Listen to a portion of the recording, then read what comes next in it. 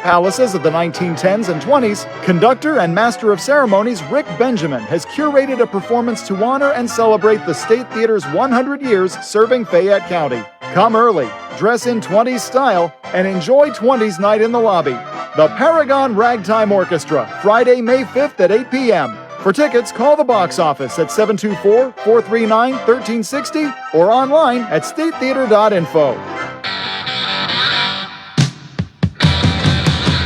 This is The Great Outdoors with Jason White, exploring the great outdoors in Pennsylvania and beyond. Brought to you by the Mariana Outdoorsmen Association and by Wild Acres Farm, Fishery, and Regulated Hunting Grounds. Now, The Great Outdoors with Jason White. Hello, friends. Welcome to the show today. It is a dreary, dreary day in southwestern Pennsylvania. I know one thing, I am personally ready for the weather to change, and it looks like tomorrow we're going to be getting there.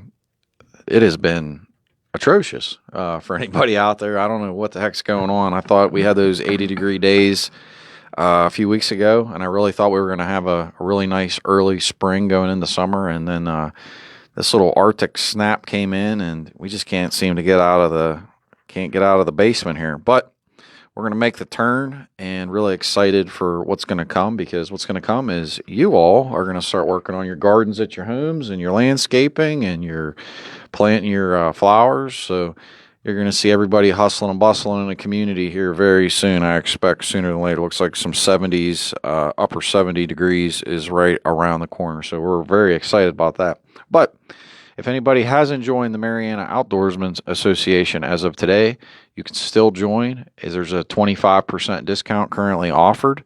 Go to MarianaOutdoors.com. Again, MarianaOutdoors.com, 25% discount off of all listed prices. So you should definitely consider that. Check it out. It's a great price, great opportunity.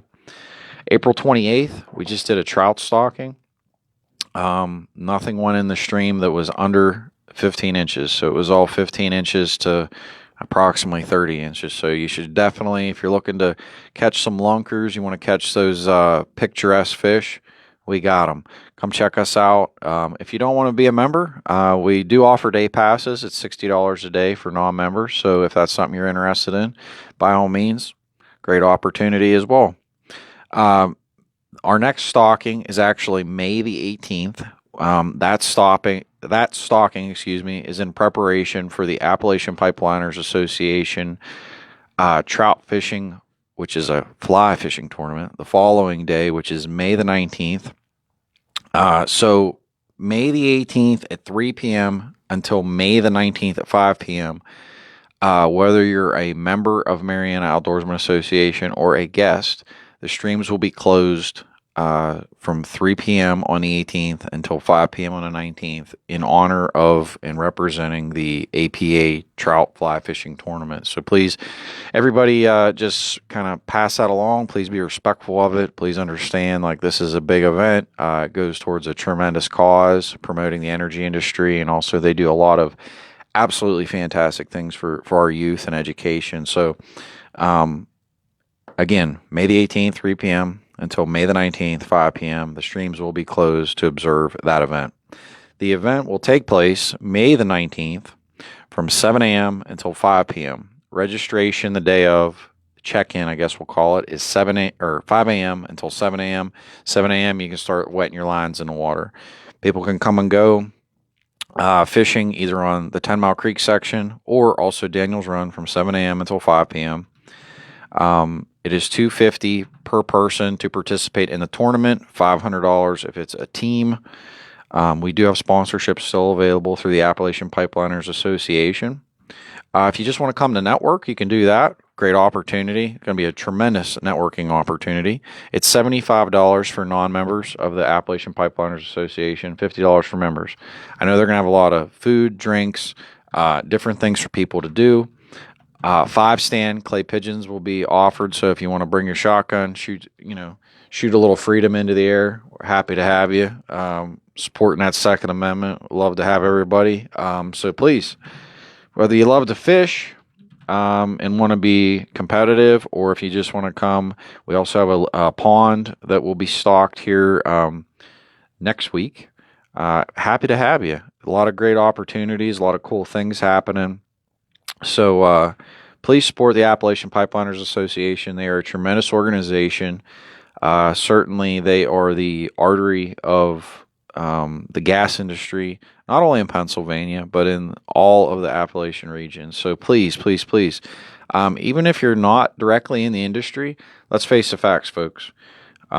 Everybody here, whether it's you directly or your family members, etc., somebody either has gas coming into your house for your stove, oven, hot water heater, furnace, etc. So I could go on and on and on. Please be supportive of these folks. They certainly provide a much needed service to make sure that everybody has heat, water, hot water, etc. So again, Appalachian Pipeliners Association, tremendous organization. I also wanted to touch base.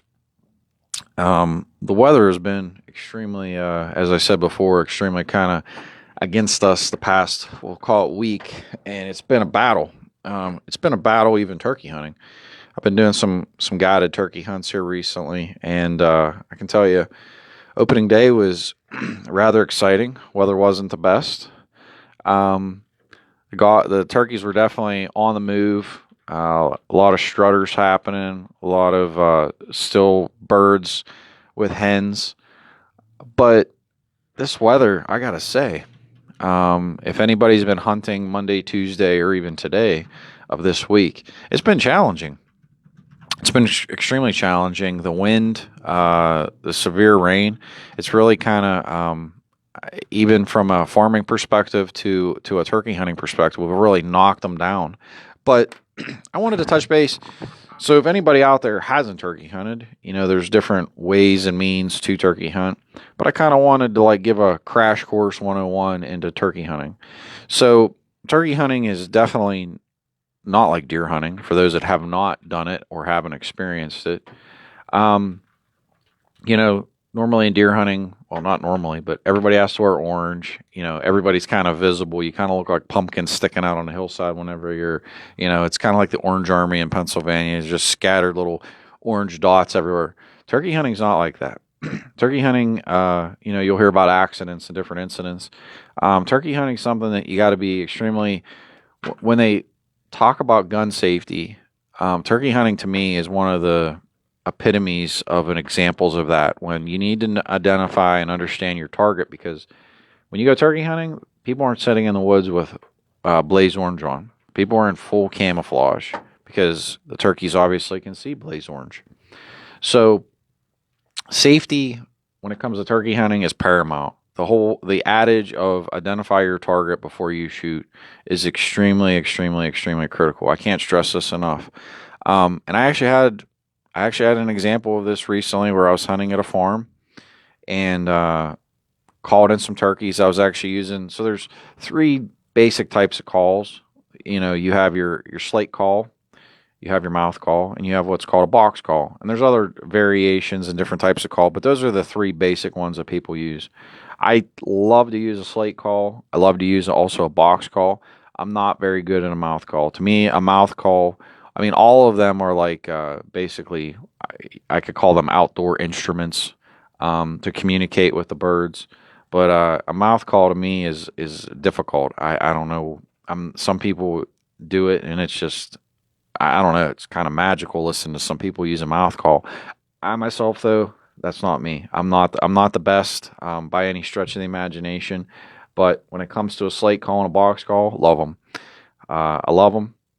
But what happens though in these rainy conditions? You got to watch. You got to make sure that you have the right.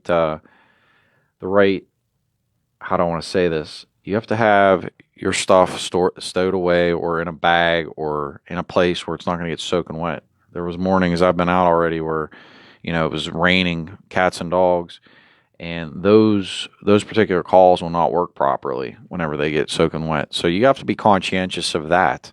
That's where a mouth call can be really beneficial, is whenever you get into wet conditions, that doesn't bother them. Actually, obviously they're in your mouth, so they need to be wet for a good sound. But back to the whole, camouflage, safety.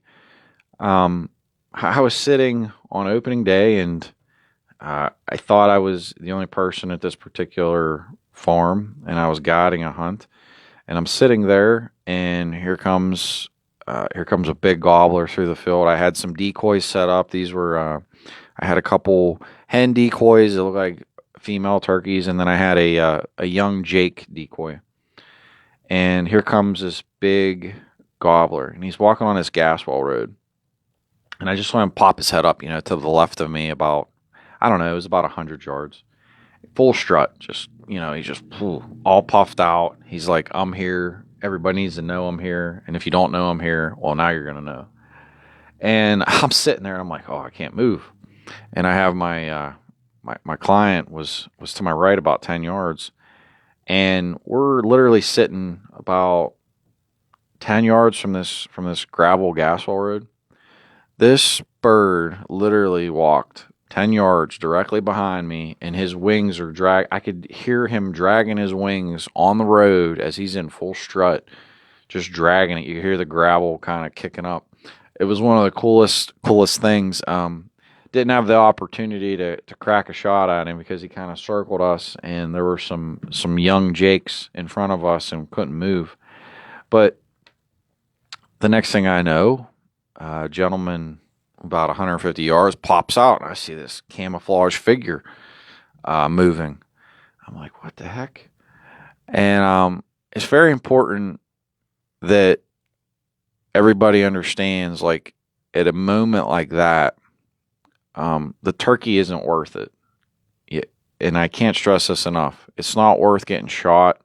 It's not worth an accident or incident happen. So immediately when I saw this person, I started waving my hat, and he went down and walked into the woods, and without me really knowing what he was doing, he goes and sets up, and I'm sitting there for like 10 minutes, just kind of like my eyes are on pill, like, where is this person at? Is he moving? What's going on? So finally I have some orange that I wear when walking. I exposed it and walked, kind of flailing my arms in the air, trying to catch his attention. Finally, I got within probably about 50 yards, and I hollered like, hey, is anybody here? And went up, and we had a cordial conversation, which is how everybody should handle that. But I can't stress it enough. Like, that is how people get shot. It's those moments right there where two people are in full camouflage. And I have decoys set up. So if he doesn't understand or doesn't know that they're decoys, that's when people get shot. Because somebody will, move up, set up, think that, oh, well, those decoys are actually the real thing. Pulls off a shot. Next thing you know, somebody's getting shot in the face. Those stories happen. Those stories, there was an individual that got shot on opening day of turkey season this year. It was in the news.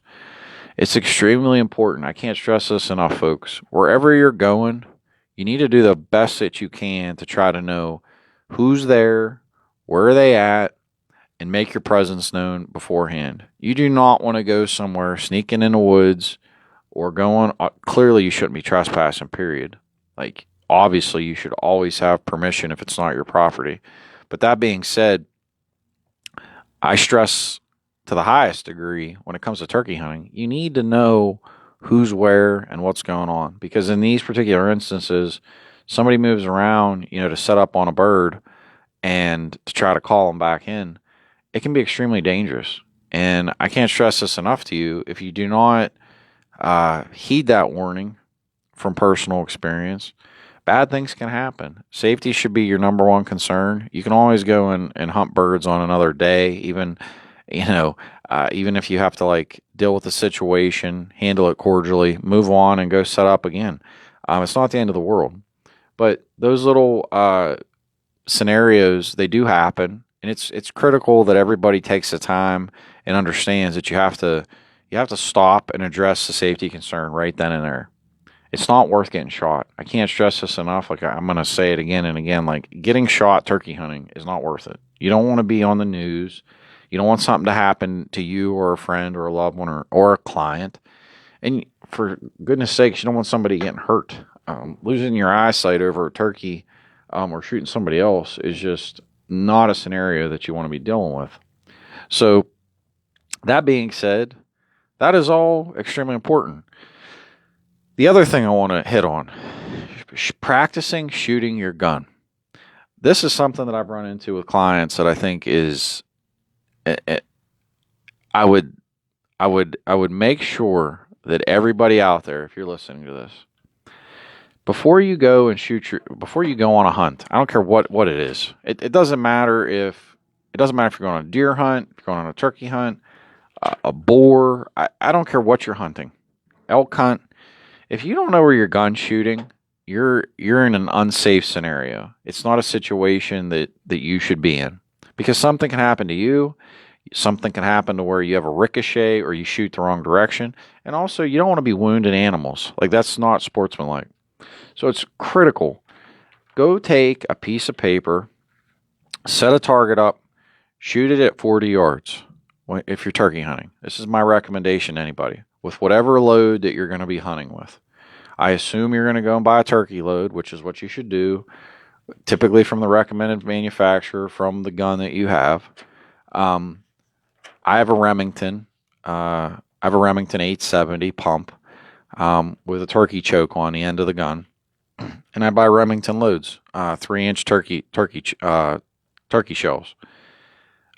You should be confident that you could shoot at 40 yards and know where your pattern is hitting. And same thing goes if you even potentially want to shoot out to 50 or 60 yards, which can be done. But the critical thing about it is you need to know where your gun's hitting.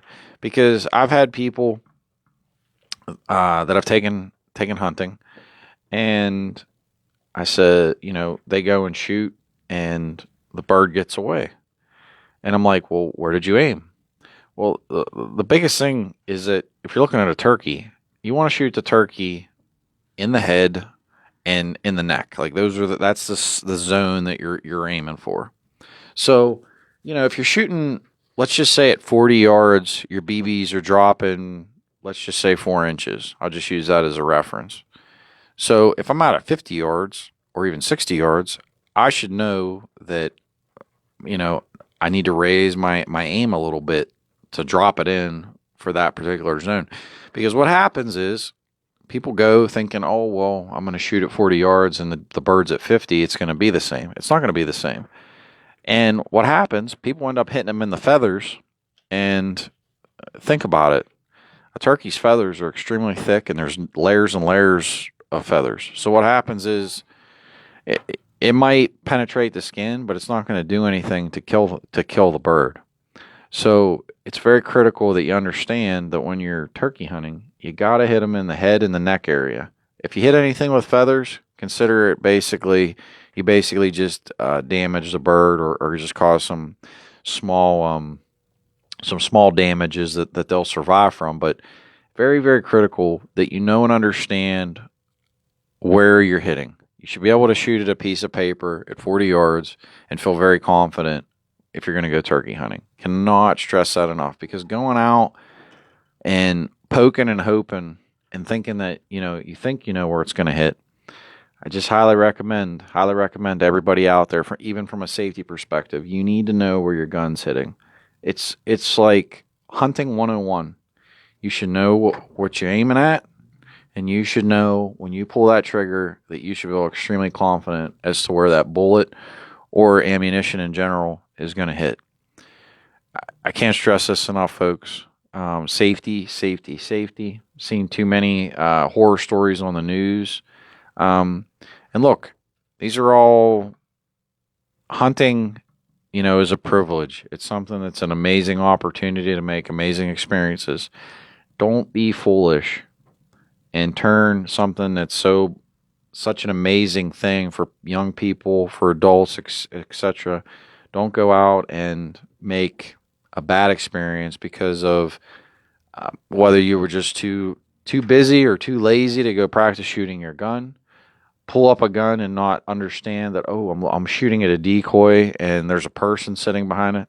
These are things that are critical. You gotta be able to take some time, use your brain, be safe, and listen. You do all these little small things, you'll have an amazing experience. Can't stress it enough. Whether you're hunting on the ground, you got a foam cushion for you to sit on, whether you go and buy one of these turkey chairs that they sell. I've never used them, but I've heard some people say that they're good, and I've heard other people say they're absolutely miserable to sit in.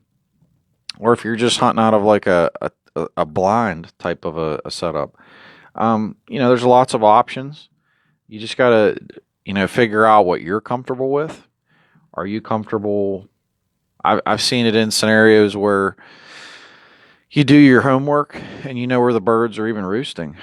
Roost areas. I do that too. I'll actually take a rake and I'll rake paths into the woods so that way I can get in nice and close. So that way, whenever they drop down in the mornings, you have a good setup and a tremendous opportunity right out of the gate. Or if you're going to go out and do a field, plowed field, etc., where the birds are going to be eating, scratching during the day, do your homework. Take a little time, watch what they're doing. Be respectful of the land that you're hunting, whether it's your own or if you have permission. I can't stress it enough. Be appropriately equipped. Know where your gun's shooting. Know where your pattern is at.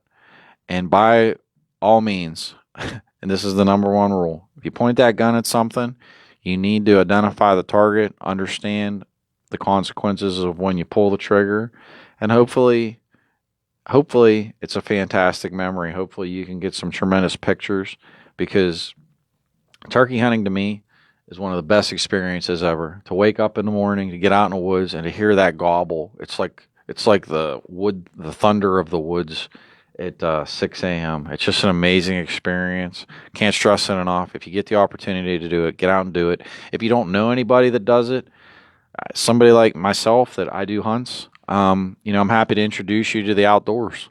You can reach out to me. If you want to shoot me an email, it's 10mileco@gmail.com. Again, it's 10mileco@gmail.com.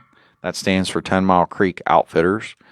I'm happy to certainly take you. Also, you can check out the website, 10mileco.org. Again, 10mileco.org. And you can always give me a call, 724-579-0924. Again, 724-579-0924. Certainly love to have you. I love sharing the outdoors with people. I think that's become like my passion in life. Right now, turkey season's here, and I love it. I love to be out watching those birds. I love the waking up in the morning and getting out there, that crisp air. And it's just kind of amazing this time of the year because the woods are actually coming to life. So if you hunt, throughout turkey season, starting the first week to the last week, just to watch the leaves kind of come out, watching the woods just kind of come to life. It's truly an amazing experience, and you got to take some time for you. I can't stress that enough either. To be able to disconnect from your busy day, from work, from the ups and downs of life. You have to find peace, and everybody has to do that in their own way. For me, I found the outdoors to be a great escape, and I know a lot of people that also do. But like I said, if you have not experienced it, it's certainly worth your time to get introduced. Introduce your kids if you have kids, family members, etc. Having the opportunity to do it and experience it is truly, it's an amazing experience, and you certainly won't regret it. I want to change gears a little bit, and we talked about turkey hunting. I want to switch it up to golfing. I know golfing isn't something that everybody classifies as the outdoors, but I certainly do. I'm an avid golfer. Certainly not the best. I never golfed on my high school golf team. I was an avid baseball player. I had dreams and aspirations about playing baseball in college, and then Tommy John surgery, and my grandfather got in an accident where he had to have brain surgery, and my other grandfather got leukemia. So I felt taking care of them and kind of honoring our family farm was a better proposition than chasing a dream. But here nor there, as I got into college, I started golfing, and I found it to be a truly magical experience in the capacity that I appreciate the outdoors. And if you've never been golfing, why the biggest reason I would recommend golfing is number one, we have some amazing golf courses in Pennsylvania. I'll start off by saying that. Whether you live locally or you live afar, if you have the opportunity, come check out some of the courses.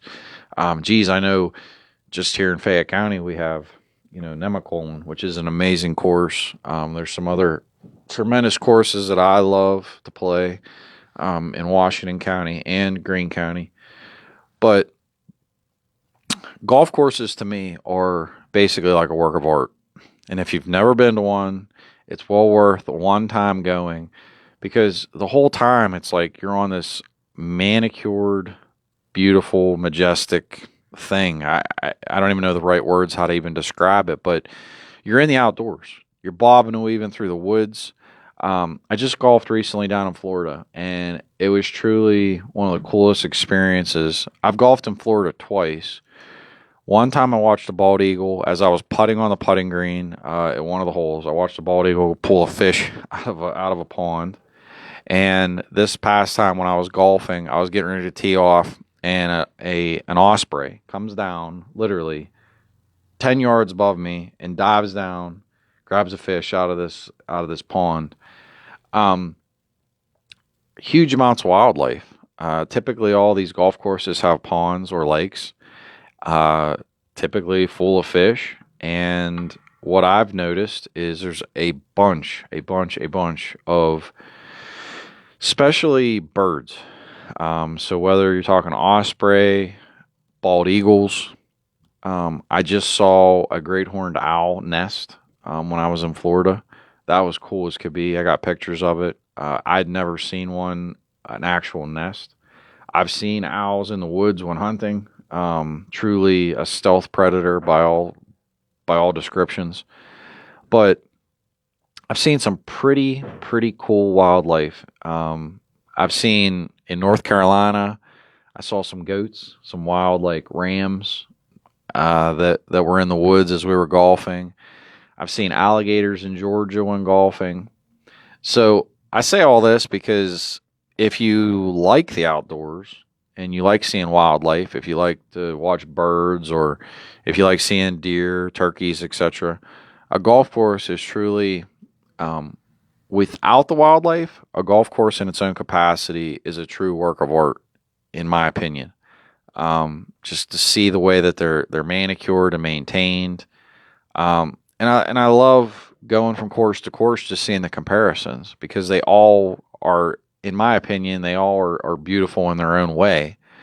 But to be able to, for me, I love the outdoors. So to be able to go, enjoy the fresh air, be able to spend usually like 3 to 4 hours on the course, kind of challenging yourself.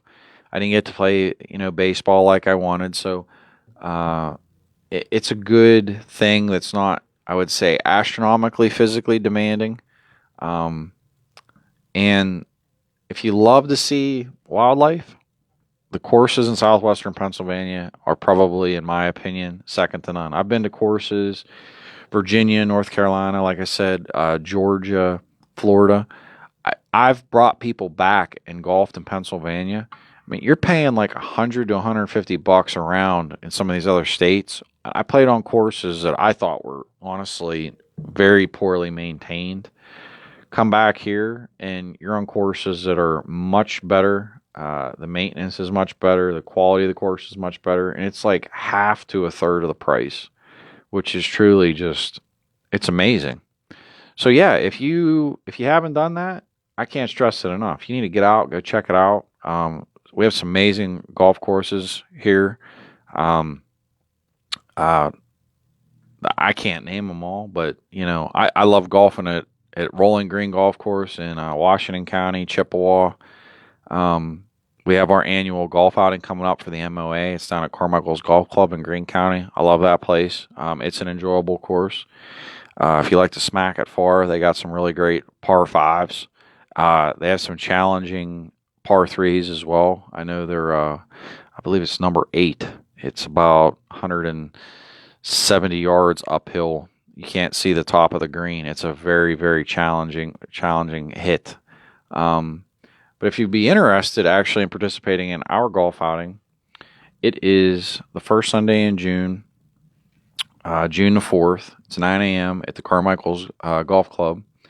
You can check us out at MarianaOutdoors.com. You can pay online. We also have some information on our Facebook page, Mariana Outdoorsman Association. And we're going to have a lot of cool stuff. We're going to be doing, longest drive, longest putt, men's and women's. We have this long putt competition that we do every year at the putting green, at the practice putting green. Everybody always kind of loves that because it's a very challenging experience. And we'll have a hole-in-one for a Volkswagen car. I'd like to thank Three Rivers Volkswagen. They're located in McMurray, PA on Route 19. There's going to be a Volkswagen vehicle. I'm not sure what brand, what specific car it's going to be, but there will be an opportunity for a hole-in-one to win a Volkswagen car this year. Again, Sunday, June 4th, 9 a.m. Great experience, great opportunity. The money that we raise this year is going to be for habitat improvement. And, I've said it before on previous shows, we're doing a lot with habitat. Appreciating habitat is very critical towards the development and maintenance of the outdoors. And this year we're going to be doing another phase on Daniel's Run from some of the monies that we're raising. So really excited about that. We've diligently got all of our permits through the state to do some habitat improvement. We will ultimately have approximately 1 mile of fishery where we've done different types of waterfalls, rock deflectors. We installed a handicap fishing access area. So there's a lot of stuff that we've been working on. We've done 3 years so far. This will be our 4th year. I'm hoping as of right now that next year will be the last phase. We've probably put in well over $50,000 with the 3 phases that we've invested into the stream. This year it's going to be around another $15,000. So it's a diligent effort. We are super, super excited about it because once we're done with this, the next thing we're going to be doing is installing some cabins. I know a lot of people see different things at other campgrounds, but our goal is currently we're looking at these mini style cabins, that hold 3 or 4 people, kind of rustic. You'll see them at different dealers in the area. So we're kind of looking forward to that as kind of the next phases. Once we get the habitat done, we're going to be putting in some structures for people to stay in. Exploring the idea about getting a bathhouse and different things so people can have extended stays, because our Daniel's Run stream is a really, I'd say it's a really critical piece of the puzzle for what we are trying to do and how we are trying to develop, because the stream stays cold 365 days a year. So for trout, in the capacities of trout, absolutely tremendous. So right now, we wanted to get the handicap access done. That's done. We wanted to get the habitat done. We're probably 2/3 of the way there. It was a tremendous undertaking, and I can't thank everybody enough for how far we've gotten so far. But we're going to put another big dent in it this year, and then hopefully next year we'll put the final nail in it. And I'm really excited about that. And then we're going to move on, like I said, to camping, expanding our bathroom areas, our restroom facilities, I guess we'll say. So we got a lot of cool things that are happening. Looking ahead, I also wanted to acknowledge the fact that if you're interested in long distance shooting, so like 300, if you don't know how to shoot 300 yards, 400 yards, 500 yards, etc., we're going to be having a class. Please check out our website, MarianaOutdoors.com. Again, MarianaOutdoors.com. We have some classes scheduled for June and July of this year. If you don't know how to shoot that distance, we are going to train you in the capacities of doing that. And I'll give you a little story. A good friend of mine, basically my best friend, he got an old gun from his grandfather, and he wanted to sight it in. So I took him up to the gun range, and this is a little trick I want to give for everybody. We put a piece of cardboard about 4 foot tall, roughly 4 foot wide, at 100 yards. Took him about, I don't know, probably 10 shots. He got it sighted in. We took it, and we took that piece of paper, moved it out to 200. I said, aim at the bullseye, dead center, same thing. Took about 3 shots. Okay, we know where it's hitting. Go to 300 yards. Let's move that piece of paper again. Okay, boom. 300 yards. He had his bullet dropping roughly, he was shooting a 30-06, I'm pretty sure. Used that same piece of paper with a line drawn down the center and vertical.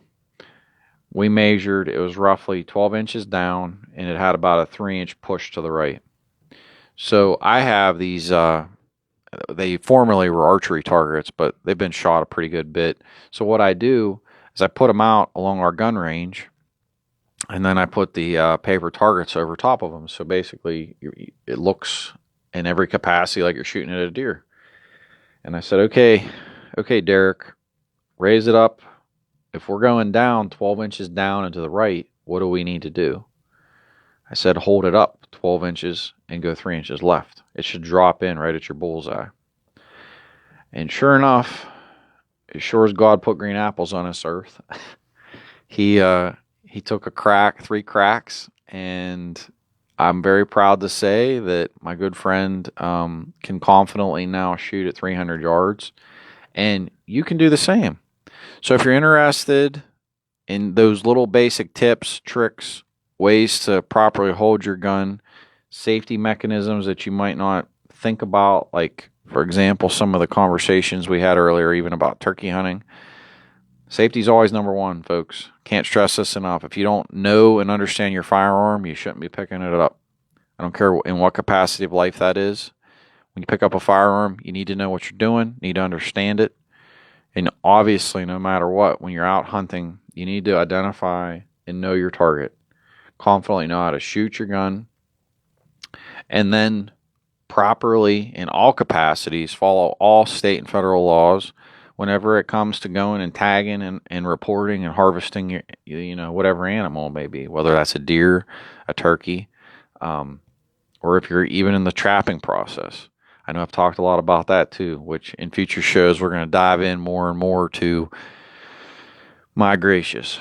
Trapping in Pennsylvania has drastically declined due to skin prices, furs, pelts, and the predators, ground predators, the nesting predators, etc., have, by all means, they've grown to become a problem. I've heard stories of, oh, I used to shoot all these rabbits and now the rabbits are gone. Or, oh, I used to see all these rough grouse and now the rough grouse are gone.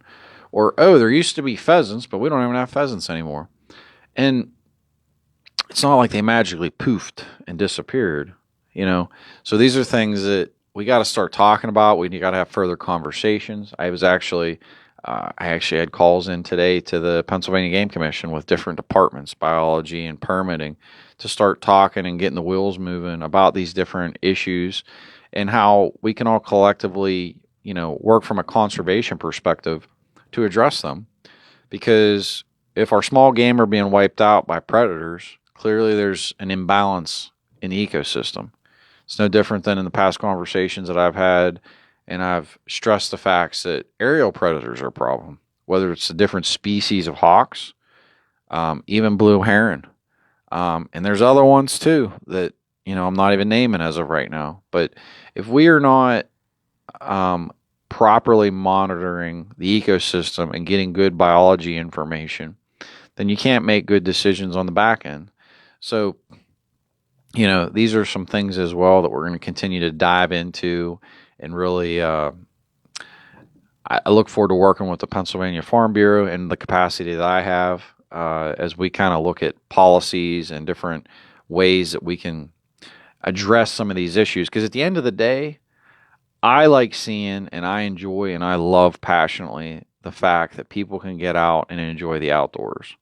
When I hear negative stories, whether it's a safety related issue, whether it's, oh, there's no rabbits anymore, hey, there's 10 hawks hovering over my farm.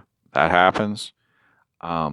Whether it's Susie Smith's cat got picked up, or little dog got picked up by, a red-tailed hawk at her house. These things happen.